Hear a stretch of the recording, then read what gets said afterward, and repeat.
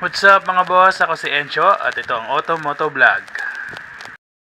Mga boss, siguradong problema nyo rin to sa mga flex nyo. Yung ang ilaw niya sobrang liwanag, sobrang taas kahit na naka-low ka lang. Tapos lagi ka nasesenyasan ng kasalubong mo na mataas yung ilaw mo kahit na naka-low ka lang. Ituturo ko sa inyo kung paano ina-adjust yan pababa.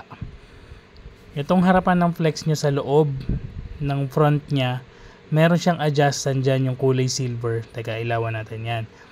Yung kulay silver na yan, yan yung ina-adjust para bumaba at tumaas yung ilaw. Tatanggalin ko para makita nyo.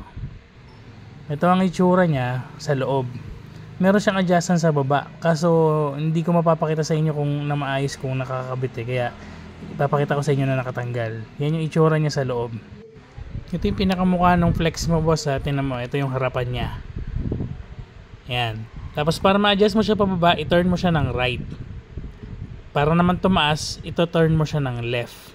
Adjust pababa, clockwise. Adjust pataas, counterclockwise. Ganun lang kasimple. Kapag nakatanggal na ganyan, pwede mong gamitan ng Phillips screw. Pero kung susungkitin nyo dun sa ilalim sa loob, flat screw ang kailangan nyo na mahaba. Ayan, after kung ma-adjust, ganyan na yung sipat niya. Hindi na siya nakakasilaw sa mga kasalubong mo at sakto lang yung liwanag sa harapan mo na makikita mo yung dinadaanan mo.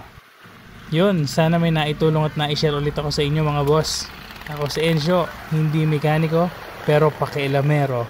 Ingat lagi sa daan, ingat lagi sa biyahe mga boss.